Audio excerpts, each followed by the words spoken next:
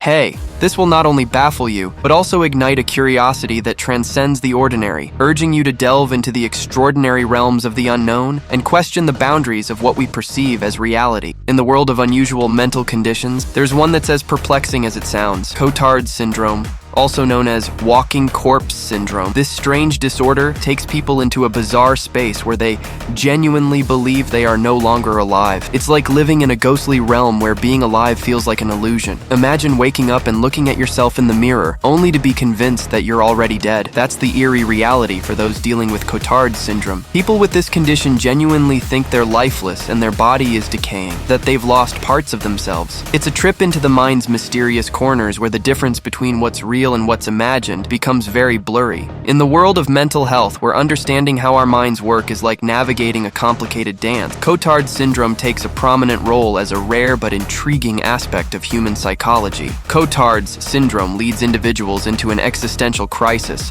making everyday things seem strange and disturbing. People with this syndrome might stop eating, thinking there's no point in feeding a body they believe is no longer alive. Some even avoid mirrors because they can't face the ghostly image they see. Unraveling the roots of Cotard syndrome has proven tricky for experts, with connections often made to underlying neurological issues or severe depression. It's like trying to solve a complex puzzle that hides the reasons behind this unusual way of thinking. Cotard syndrome isn't just a theoretical concept, it's a real challenge for those who experience it. Stories of people convinced they're living as ghosts highlight the deep impact of this disorder on how we understand our own minds. What triggers this odd detachment from life? Is it a mix-up in the brain's complex working, a glitch in our mental machinery, or a sign of deep despair that goes beyond what we usually think of as mental health struggles? As we explore the depths of Cotard syndrome, we come face to face with the endless mysteries hidden within our minds. Our minds, filled with thoughts and emotions, sometimes produce unusual things that challenge how we see the world. Walking corpse syndrome serves as a reminder that the human mind, despite all its brilliance, isn't immune to the shadows that linger within. It's a place where the lines between life and death get blurred in a strange and fascinating dance. This condition urges us to question not only what causes it, but also how we perceive our own existence. It's really beyond imagination. Though there are endless questions that arise in my mind, you and I must be wondering whether it can happen suddenly or not, or in what age is it common. Well, I did a brief research. The onset of Cotard syndrome, or walking corpse syndrome, can vary among individuals. In some cases, it may appear suddenly, seemingly out of nowhere. Individuals may experience a rapid and abrupt shift in their perception of reality, leading to the delusional belief that they are dead or do not exist. On the other hand,